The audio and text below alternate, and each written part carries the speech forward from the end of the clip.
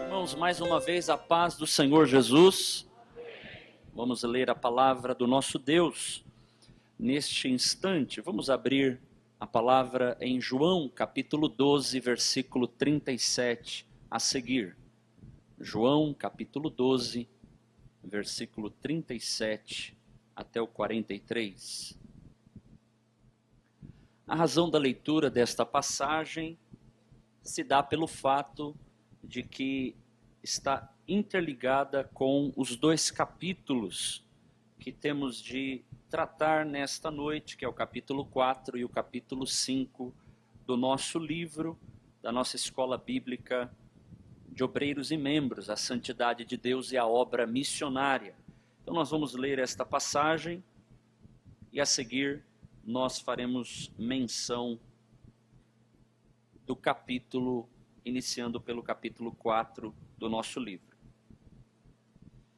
Última forma, vamos ler, ao invés de até o 43, vamos ler até o 46. João 12, 37 a 46. Diz assim a palavra de Deus. Peço aos irmãos que, por favor, acompanhem a leitura que farei. Diz assim o título: A incredulidade dos judeus. E, ainda que tinha feito tantos sinais diante deles, não criam nele. Para que se cumprisse a palavra do profeta Isaías, que diz: Senhor, quem creu na nossa pregação? E a quem foi revelado o braço do Senhor? Por isso não podiam crer. Então Isaías disse outra vez: cegou-lhes os olhos, endureceu-lhes o coração, a fim de que não vejam com os olhos, e compreendam no coração, e se convertam, e eu os cure. Isaías disse isto quando viu a sua glória e falou dele. Contudo, até muitos dos principais creram nele, mas não o confessavam por causa dos fariseus, para não serem expulsos da sinagoga, porque amavam mais a glória dos homens do que a glória de Deus. E Jesus clamou e disse: quem crê em mim, crê não em mim, mas naquele que me enviou. E quem me vê a mim, vê aquele que me enviou. Eu sou a luz que vim ao mundo, para que todo aquele que crê em mim não permaneça nas trevas. Quantos podem dizer amém por esta palavra bendita? Amém. Meus irmãos, podeis assentar dando glórias ao Senhor Jesus, porque Ele merece ser adorado e louvado nesta noite pela nossa vida, nosso coração, nossos lábios e pela nossa devoção a Ele. Meus amados, o capítulo 4 fala-nos no destaque do título: a visão da santidade de Deus e a obediência ao chamado missionário. Depois disso, ouvi a voz do Senhor, então disse eu: eis-me aqui, envia-me a mim. Muito importante nós mencionarmos a experiência gloriosa que o profeta Isaías teve ao contemplar o Senhor assentado num alto e sublime trono. Isaías é um dos poucos profetas da Bíblia Sagrada que contempla o Senhor em sua santidade, em seu fulgor, contempla o resplendor das suas perfeições. A exemplo de Isaías, nós temos um outro profeta chamado não canônico, não porque não esteja registrado na Bíblia, mas porque ele não deixou um livro escrito em seu próprio nome, que foi Micaías, que a Bíblia também declara que ele viu o Senhor assentado num alto e sublime trono. Ele contemplou a santidade de Deus. Mas o trono fala de realeza, e realeza fala de um reinado, e para todo reinado há um rei. E nesta ocasião, desta experiência gloriosa que Isaías tem com o céu e no templo celestial, ele então, diz a palavra que nesta ocasião na terra o rei Uzias já estava morto. Ele havia morrido. E é sublime nós mencionarmos que o rei Uzias na terra estava morto, mas o rei lá no céu estava vivo e assentado no trono. Mesmo quando há vacância no trono real, no trono terrestre, mesmo quando há um lugar vago no trono da terra, nós jamais devemos nos esquecer que o Rei dos Reis está vivo e está sentado no seu trono lá na glória, lá nos céus, e portanto ele é governador supremo sobre toda a terra. Pode faltar rei aqui, mas não falta o rei lá do céu para nos orientar, nos governar e ministrar o seu querer. Ele é imortal, ele é eterno, ele é perene, ele é sempiterno, ele é imutável, ele é insubstituível. O nosso Deus é um Deus que não tem origem, não tem fim, é autoexistente, autossuficiente, todo poderoso, todo capaz, todo cheio de graça, todo cheio de bondade, de misericórdia, de verdade, de poder, de luz, como nós aprendemos ontem aqui. E o interessante é que Isaías, estando aqui na terra, ele contempla o trono, e esse trono, onde o nosso Deus está assentado, que é a sala de comando do universo, de onde ele emite as ordens e os comandos de sustento, e também de conservação de toda a vida no universo e no cosmos. Este trono, ele era alto, era um trono sublime. E a Bíblia diz que o seu séquito, a aba das suas vestes enchia o templo. Isto faz uma alusão a Marcos capítulo 5, quando aquela mulher que estava terrivelmente enferma, com fluxo de sangue, uma hemorragia, ela toca na aba das vestes do Nazareno, e diz a Bíblia que dele saiu virtude, e aquela mulher foi curada instantaneamente.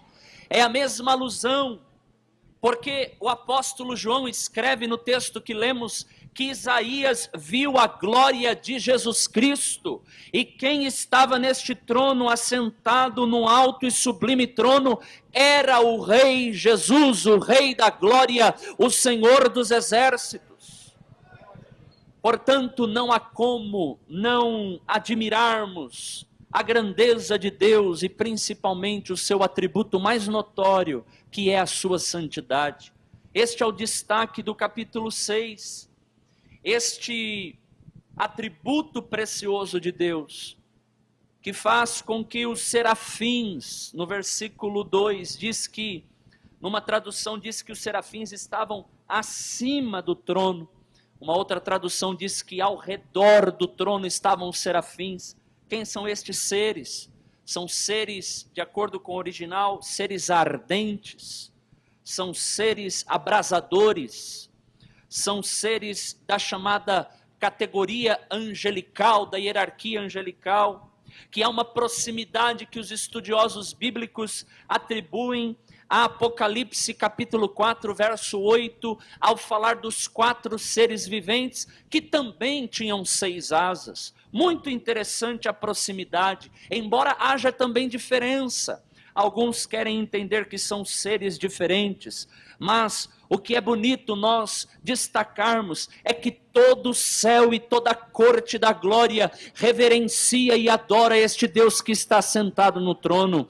Os anjos o adoram, os serafins aclamam a ele, os arcanjos bendizem o seu nome para sempre, os querubins contemplam a radiância de sua luz e de sua presença, e está perto deste Deus de glória. Os 4 seres viventes também declaram, como os serafins declaram: Santo, Santo, Santo é o Senhor Deus Todo-Poderoso, Toda a terra está cheia da sua glória. É próxima a adoração. Os 24 anciãos também o adoram. No céu ele é adorado, ele é aclamado, ele é bendito, ele é venerado. E na terra, neste lugar, nesta noite aqui, tem um povo que também glorifica e exalta o nome dele, e respeita a majestade dele, respeita e honra a sua gloriosa santidade. Louvado seja o Senhor.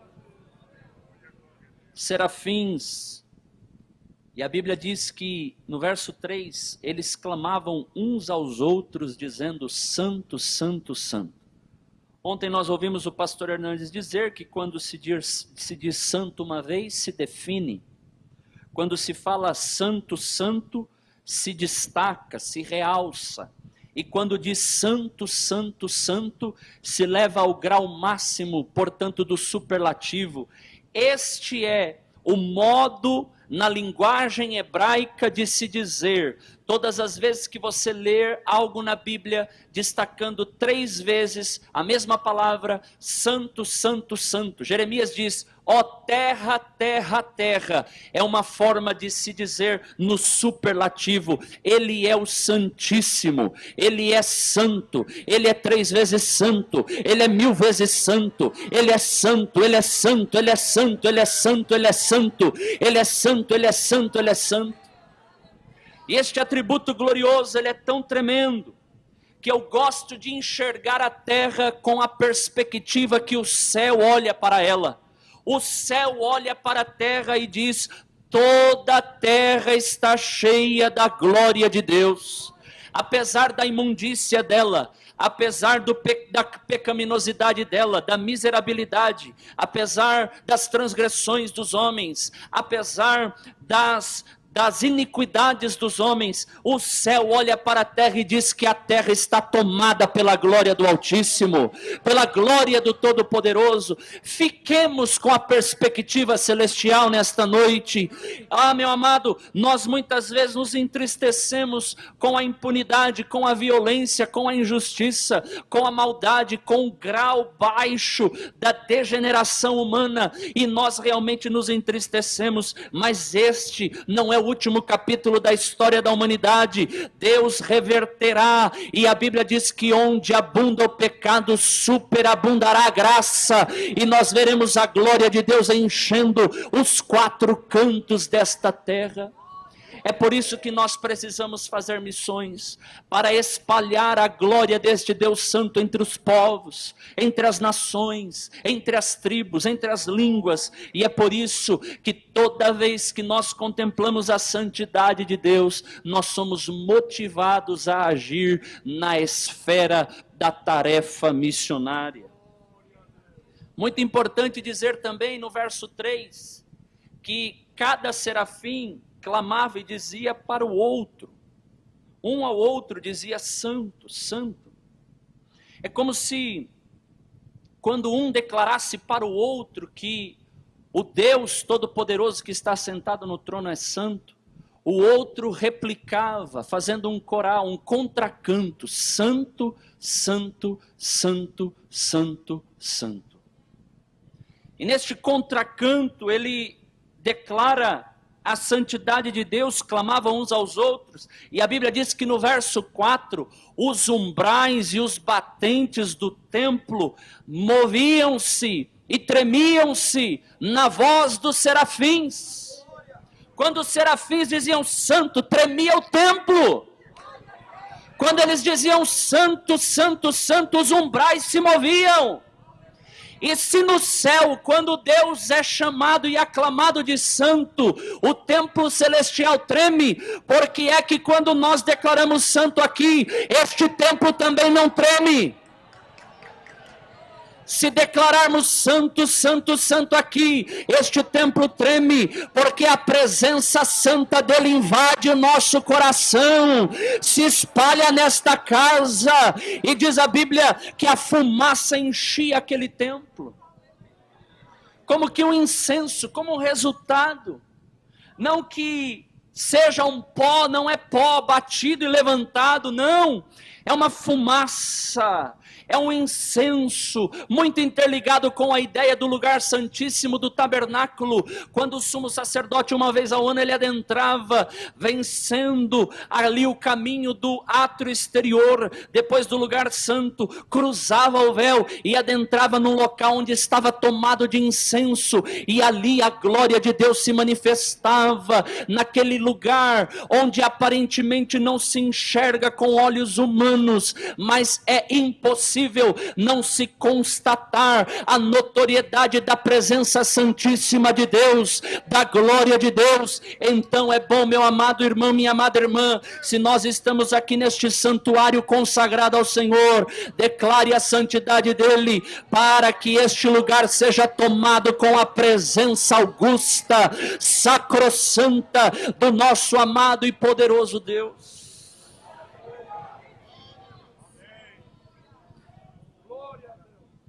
Isaías tinha olhos para ver, mas também tinha ouvidos para ouvir. Ele viu, e o verso de número 5 gerou nele uma reação instantânea de condenação. Ele disse: ai de mim. É impossível alguém contemplar a santidade de Deus e não dizer ai. A palavra ai significa condenado. Uma das possibilidades de significado. E ele se sentiu assim, condenado. Após, do verso 1 ao 4, quando Deus é louvado pela sua santidade, na contemplação, Isaías viu o Senhor. Agora, no versículo 5 a 7, ele tem uma introspecção, Isaías vê a si mesmo. E nós devemos tomar cuidado com algo na igreja. Quando eu falo igreja, eu estou falando individualmente cada um de nós. Com a baixa visão da santidade de Deus nas nossas vidas. Toda vez que temos uma baixa visão da santidade de Deus nas nossas vidas, você pode ter certeza que há algum pecado alojado na minha e na tua vida. Quando você tem a exata dimensão da visão de Deus, porque Ele está sentado num alto e sublime trono, então você deve elevar os seus olhos para cima, porque é de cima que também vem o nosso socorro, e portanto nós devemos ter uma visão elevada, e não uma visão baixa da santidade de Deus. Como que, se fosse possível, nós permitirmos na nossa vida algumas coisinhas, alguns pecadinhos que Deus não se importaria com eles. De forma alguma, esta é uma visão baixa da santidade de Deus. Nós devemos ter uma visão elevada da santidade de Deus. Devemos elevar a nossa visão. E o que aconteceu quando Isaías teve esta contemplação? A graça do Senhor Santo perdoou a culpa e a iniquidade de Isaías. Os estudiosos, alguns se dividem entendendo que o capítulo 6 é o início, portanto, a chamada de Isaías, e portanto os 5 primeiros capítulos, eles não estão colocados de maneira cronológica, deveria ser, portanto, o capítulo 6, quem sabe o primeiro capítulo, mas há outros estudiosos que dizem não, a intenção do profeta Isaías, ao destacar os 5 primeiros capítulos deste livro, é exatamente mostrar a pecaminosidade do povo em um grau extremado, e que no capítulo 6, ele mesmo está incluído neste rol de pecadores, porque a graça ela não alcança pessoas dignas, a graça e a misericórdia só alcança os indignos. Quantos indignos nós temos aqui nesta noite? Indignos, pecadores. Ô meu irmão, nós somos pecadores, indignos, mas a nossa indignidade não nos impede de provarmos da graça celestial e da graça de cima. não nos livra da possibilidade de gozarmos do júbilo desta graça santificadora, desta graça purificadora, desta graça que limpa, desta graça que lava, desta graça que nos dá um banho, e que mesmo indignos, somos declarados perdoados e santos pelo Deus que é 3 vezes santo.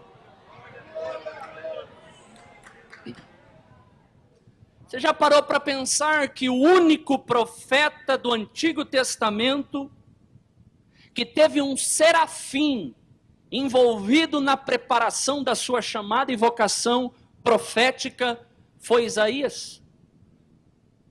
Aliás, os serafins, eles não são citados em outras porções das Escrituras, mas está expressamente registrado no capítulo 6, de tal forma que foi necessário um serafim, com uma tenaz, tomar uma brasa viva do altar, e ir até o encontro de Isaías numa visão, e tocou no locus do seu pecado, ou seja, nos seus lábios. Ainda que sendo um profeta, que já havia profetizado no capítulo 5, a condenação de Israel, e existem lá no capítulo 5 alguns ais, condenados, o próprio profeta foi necessário, portanto, passar por uma fase de purificação com uma brasa de fogo. Isaías foi perdoado da sua culpa, mas não apenas. Note comigo no verso de número 6, ele contempla o seu pecado, e ele diz que ele era um homem de impuros lábios. Primeiro ele olha a si mesmo, depois ele constata que o pecado também habitava no meio do povo, que era um povo de lábios impuros. Esta é uma lição importante para nós. Quando se trata de pecado, o primeiro reconhecimento é o pessoal e o individual. Isaías podia dizer, mas o povo também é pecaminoso. Mas ele não olhou primeiro para o povo, ele olhou primeiro para si mesmo numa introspecção, e depois ele constatou a realidade que o povo também vivia em pecado. Meus amados irmãos, devemos tomar muito cuidado com a contaminação do mundo. As festas mundanas.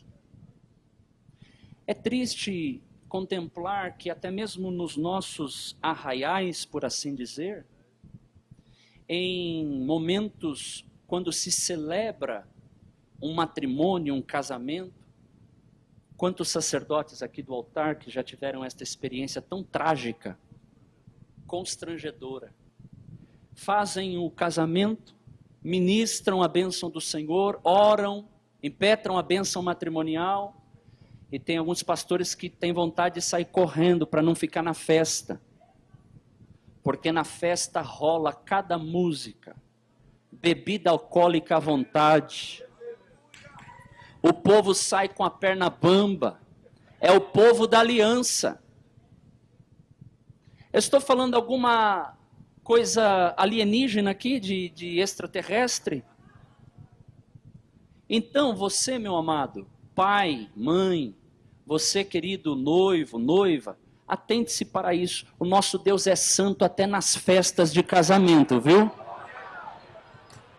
Ele é santo antes do casamento. Ele é santo durante a cerimônia de casamento. Ele é santo na festa de casamento. E ele é santo na vida do casal depois do casamento. Santo, santo, santo é o Senhor dos exércitos. Toda a terra está cheia da sua glória. Ande em conformidade com a glória divina.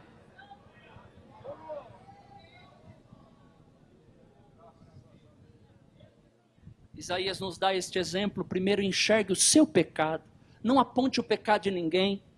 Eu duvido, se você for honesto consigo mesmo, ao contemplar na sua geografia espiritual a localização de uma possível prática transgressora, que você se levante como um verdadeiro religioso de peito aberto acusando alguém de algum pecado.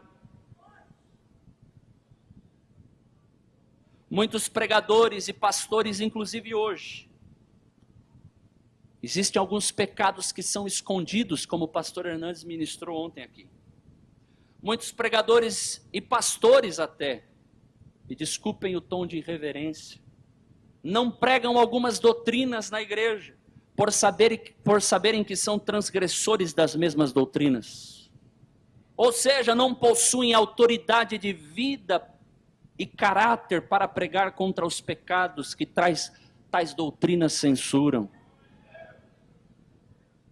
A espada do Senhor que se move neste lugar, nesta noite, alcança o povo, alcança o ministério, alcança este pregador que vos fala.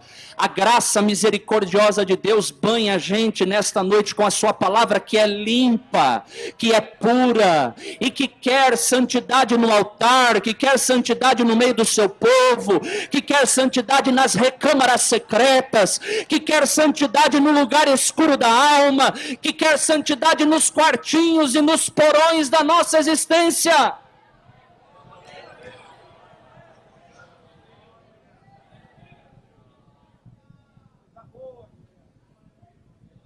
Depois que nesta contemplação Isaías vê o Senhor, na introspecção Isaías olha para dentro de si mesmo, agora na visão da necessidade da obra, Isaías assume voluntariamente a missão proposta pelo Deus triuno.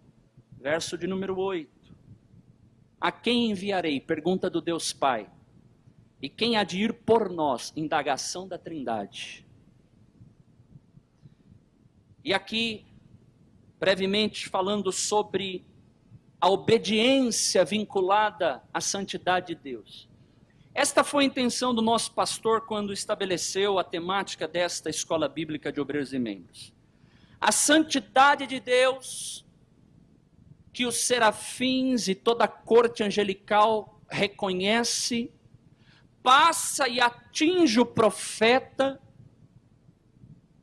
e agora impulsiona o profeta ao cumprimento de uma altaneira missão que ele recebe do Senhor, porque ele mesmo se prontifica ao contemplar a santidade de Deus. Em outras palavras, quem verdadeiramente se depara com a santidade do nosso Deus, é impossível não se engajar na missão que Ele tem para o seu povo.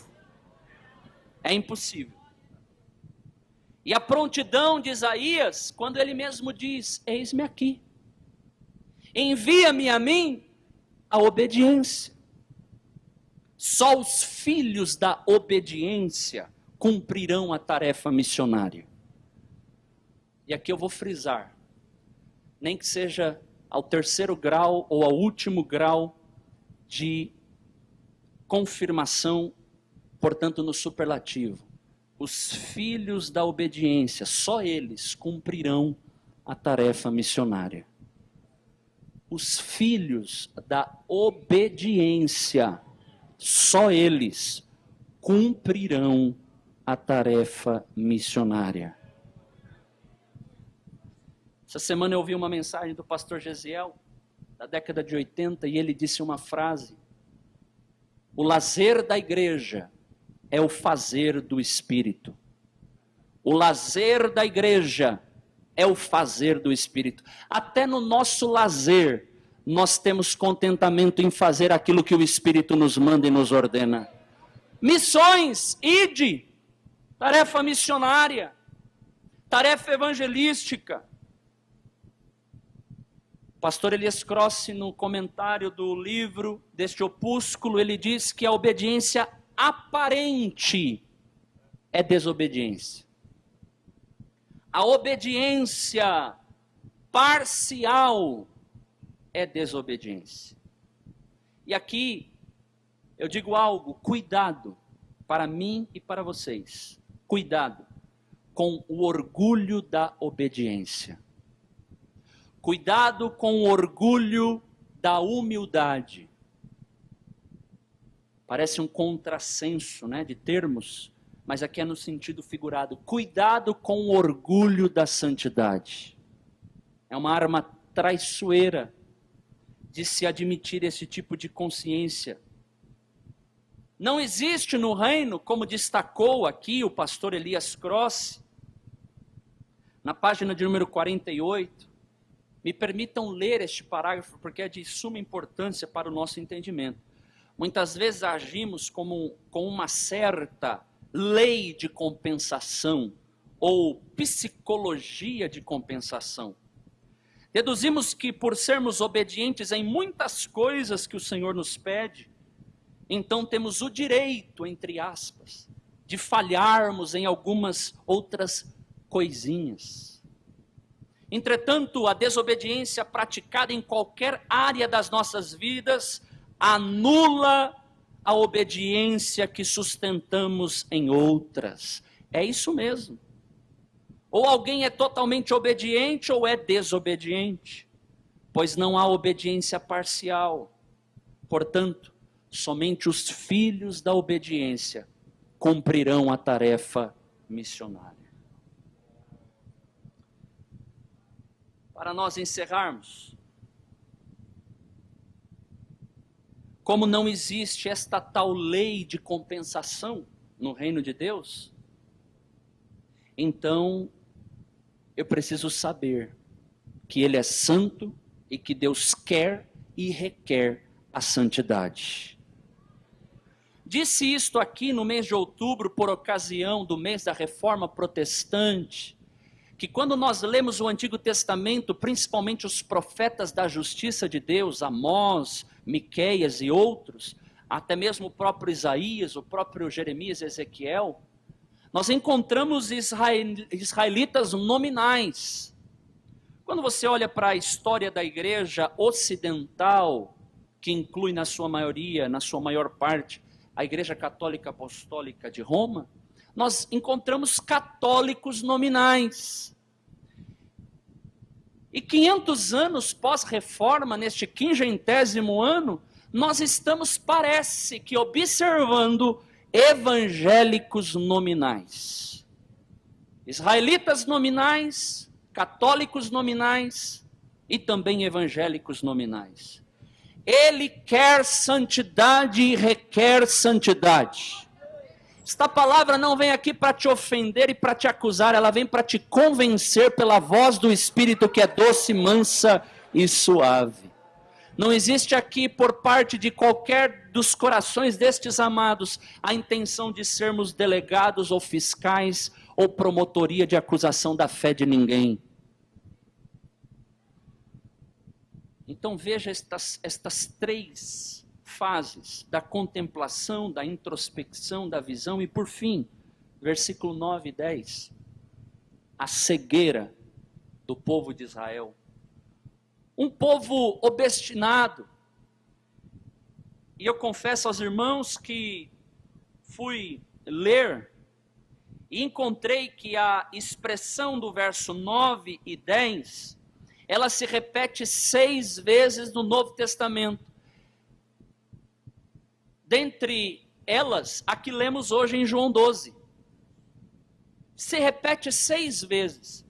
E sabe qual era a característica de um povo obstinado?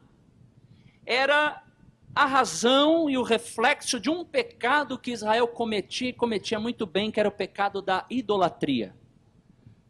Os mesmos efeitos de Isaías 6, verso 9 e 10, você encontra no Salmo 115, do verso 5 ao 8, e do Salmo 135, do 16 ao 18. Porque nós nos tornamos aquilo que adoramos.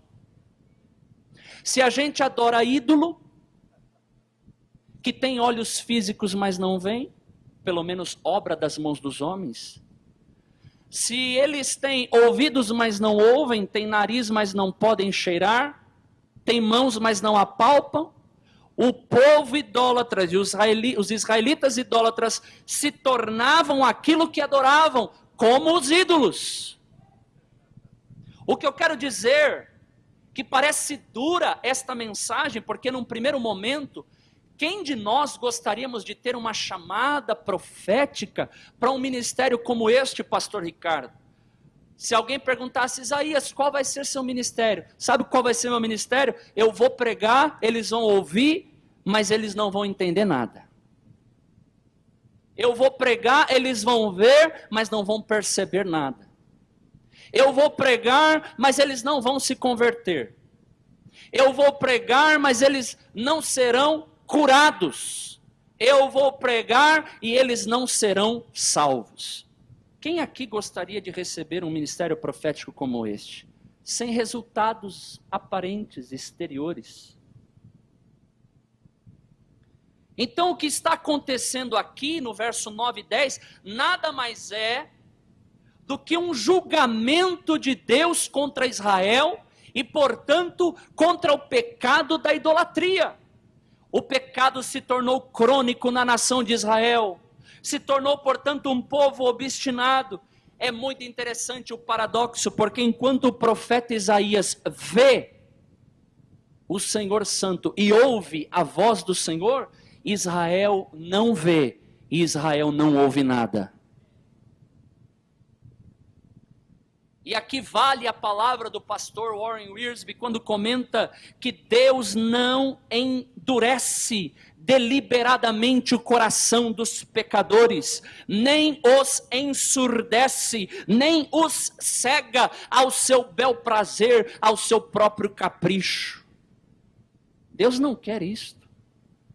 Mas chega uma hora que a pregação serve mesmo, é para entregar a pessoa para ela mesma. Porque, de acordo com uma definição de misericórdia, misericórdia é Deus não nos entregar para nós mesmos. Quando Deus tem misericórdia da gente, Ele não nos entrega para nós mesmos. Porque da gente não sai outra coisa a não ser pecado, transgressão, iniquidade, prevaricação e omissão. Porque nós somos parte. O que somos? Em parte somos como resultado da criação perfeita de Deus, mas também em parte somos resultados da queda do homem. De tal modo que o que nós devemos eliminar da nossa vida é o nosso eu decaído, é o nosso falso eu. É tudo aquilo que é incompatível com a imagem de Cristo. E não há uma pessoa sequer neste santuário, nesta noite, que não precise eliminar algo que seja incompatível com a imagem de Cristo na sua vida e na sua alma. E por que o senhor está falando tanto isso, pastor? Porque eu e você estamos precisando de um banho da santidade lá da glória. Mas de verdade, não é de boca não. De verdade, de testemunho, de batismo de integridade, de batismo de honestidade, de batismo de uma dignidade implantada pela obra do Calvário, obra da redenção, eterna fonte de salvação para todos aqueles que creem na pessoa sagrada e bendita do Salvador e Senhor Jesus Cristo. Sabe o que aconteceu no verso 9 e 10? Deus suspendeu temporariamente a sua misericórdia sobre Israel. Então alegra o teu coração, porque existe um sinal da misericórdia de Deus partindo deste lugar para a tua vida. Porque Ele não está te entregando para você mesmo. Ele está te puxando para a santidade dEle. Ele está te assumindo, Ele está te buscando, Ele está te procurando, Ele está te encontrando, Ele está te agasalhando, Ele está te envelopando, Ele está perseguindo a sua alma, para que você esteja mais perto dEle em comunhão. O profeta Isaías no verso 13 fala assim, mas Senhor, até quando vai ser esse ministério meu? Eu não aguento, Senhor, até quando? Verso 13, até quando, Senhor? Então Deus responde, na verdade é o verso 11, até quando ele pergunta? E Deus diz, até que esta cidade seja desolada, não haja mais um habitante nesta terra, porque nesta terra se pecou muito. através do pecado da idolatria. E ainda, verso 13, que fique 1/10, ela também vai ser destruída. Vai ser pastada. Mas o verso de número 13, olha o que diz. Como carvalho ou terebinto, que depois de serem desfolhados, ainda ficam firmes. A semente santa será a firmeza dela. Na outra tradução diz assim, ainda tem um tronco, ainda tem um toco. E deste toco, deste tronco, a semente santa brotará novamente, porque Deus sempre preserva um remanescente fiel.